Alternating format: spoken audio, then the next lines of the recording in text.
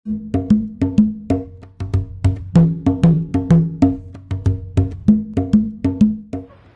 semuanya, perkenalkan nama aku Ida Bagus Sekramuti Sukastiawan.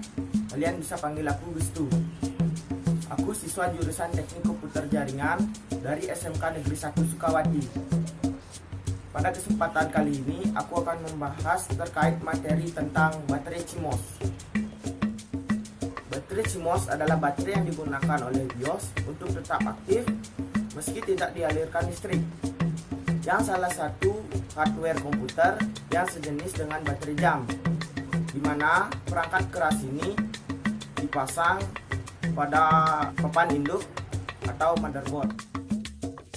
Tujuannya adalah agar sistem komputer tetap bisa aktif dan berjalan walaupun tanpa adanya suatu aliran listrik. Baterai CMOS ini termasuk pada jenis chip dengan tipe semikonduktor yang digunakan untuk menyimpan data, serta jenis chip ini tidak memerlukan suatu daya tambahan atau eksternal.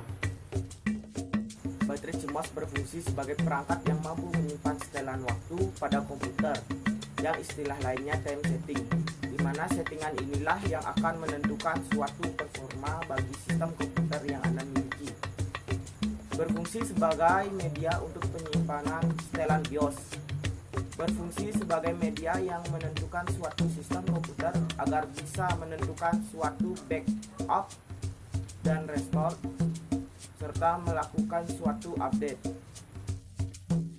Memberi tenaga pada motherboard dalam mengenali konfigurasi yang terpasang ketika CMOS tidak atau belum mendapatkan daya dari power supply. Menyimpan data tanpa memerlukan daya eksternal, memberikan daya pada BIOS, dan fungsi baterai CMOS yang sangat penting adalah menyimpan konfigurasi. Kemungkinan besar baterai CMOS yang Anda pasang telah lemah, sehingga tidak dapat lagi mensupport daya pada CMOS pada saat komputer sedang offline atau mati.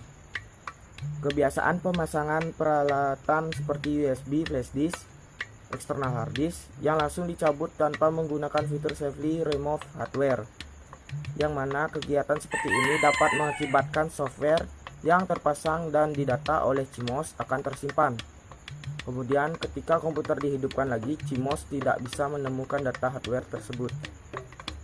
Kemungkinan kedua yang bisa terjadi adalah akibat serangan virus yang menyerang registri Windows atau registri OS lain yang berhubungan dengan CMOS, sehingga antara CMOS dan Windows tidak dapat sinkron. Gejala dari seringnya komputer dimatikan tanpa melalui fitur shutdown, yang mengakibatkan sistem tidak menyimpan setting CMOS, dan CMOS siap untuk menyimpan setting komponen karena dimatikan secara mendadak. Bila CMOS mengganggu, maka pemakaian komputer tidak stabil, walaupun seluruh komponen komputer tidak rusak.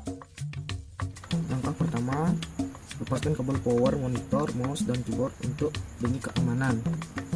Terkadang karena ground yang kurang bagus, casing terasa nyetrum jika dipegang.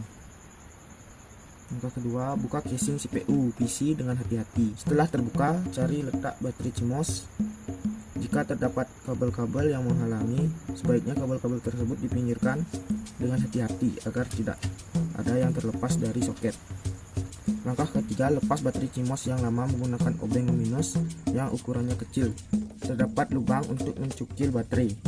Ingat posisi CMOS waktu melepas agar tidak terbalik waktu memasang.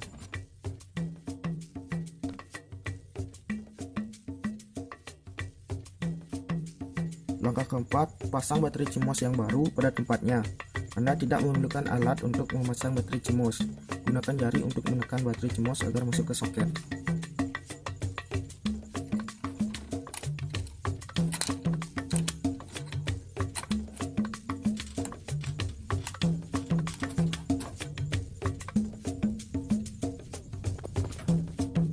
Langkah selanjutnya bisa kalian coba hidupkan komputer, lalu atur pada settingan BIOS.